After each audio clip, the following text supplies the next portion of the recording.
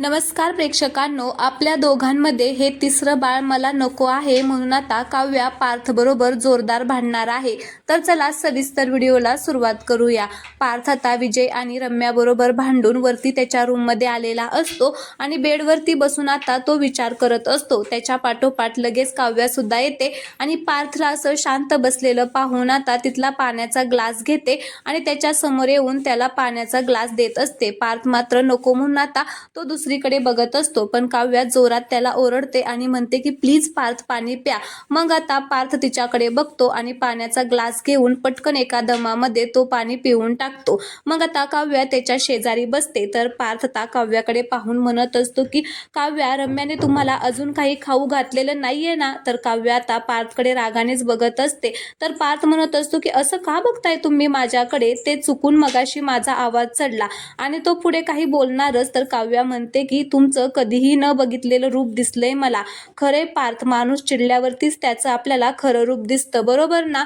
मग पार्थ म्हणत असतो की काव्या, मी पण माणूसच आहे ना, मला राग येऊ शकत नाही का? मला असं चिडता येतं, तसं मला सॉरी सुद्धा बोलता येतं. असं म्हणत तो काव्याचा हात हातामध्ये घेतो आणि तिला सॉरी म्हणत असतो. त्यावेळेस काव्या म्हणत असते की सॉरी कशासाठी म्हणताय पार्थ? सांगा ना, कशासाठी? बाहेर तुम्ही जो काही गोंधळ घातला त्यासाठी मला सॉरी म्हणताय का? माझ्यावरती आरोप केले त्यासाठी सॉरी म्हणताय? नक्की सॉरी कशासाठी म्हणताय? मग पार्थ म्हणत असतो की काव्या, असं काय बोलताय? मी कधी आरोप केले तुमच्यावरती? तर मग काव्या म्हणत असते की खरं सांगा, माझ्या हातामध्ये तो पपईचा बाउल बघून एकदा पण तुम्हाला असं वाटलं नाही की मी मुद्दाम मला बाळापासून सुटका हवी आहे म्हणून पपई खाल्ली? त्यावेळेस पार्थ उठून तिच्या जवळ येतो आणि काव्याला म्हणत असतो की काव्या, असं काहीच नाहीये. तर काव्या लगेच म्हणत असते की मग घ्या बरं माझी शपथ. तर पार्थ काहीच बोलत नाही, तिच्याकडे बघतच राहतो. तर काव्या पुन्हा म्हणते की अहो, असं काय बघताय? घ्या ना माझी शपथ, तुम्हाला असं वाटलं नाही म्हणून. तर आता काव्या म्हणत असते की नाही, आता मी माझी शपथ घ्यायला लावण्याऐवजी बाळाची शपथ घ्यायला लावते तुम्हाला आणि सांगा की तुम्हाला असं वाटलं नाही. तर आता पार्थ हात जोडतो आणि काव्याला म्हणत असतो की प्लीज काव्या, आपण हा वाद येथेच थांबूया. तर काव्या लगेच म्हणत असते की एक्झॅक्टली वाद. असं म्हणून ती आता तिथला दोघांचा फोटो घेते आणि म्हणत असते की हा बघा फोटो, किती छान हसतोय आपण दोघं, किती खुश आहोत आपण, बघा ना.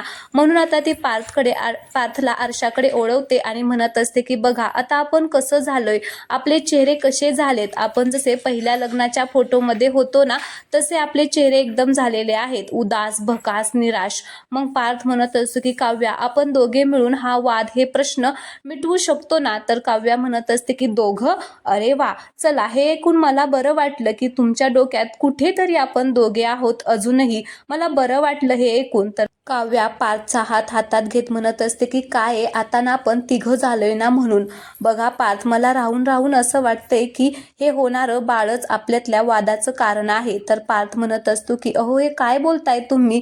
तर लगेच काव्या म्हणत असते की आता पुन्हा परत याचा अर्थ असा काढू नका की हे बाळ मला नकोय म्हणून. असो, या फोटोत आपल्या चेहऱ्यावरचे हसू जसं आहे ना तसं परत आपल्या चेहऱ्यावरती यावं एवढीच मी देवाकडे प्रार्थना करते. असं म्हणून ती पार्थला गुड नाईट म्हणते. तो फोटो वरती उचलून ठेवते आणि लगेच झोपायला जाते. पार्थला आता खूप टेन्शन आलेलं असतं. तो आता काव्याला म्हणत असतो की ऐका ना माझं, पण काव्या काहीच ऐकायला तयार नसते. ती आता एका अंगावरती झोपणार असते. तेवढ्यातच पार्थ म्हणत असतो की पोटावरती झोपू नका.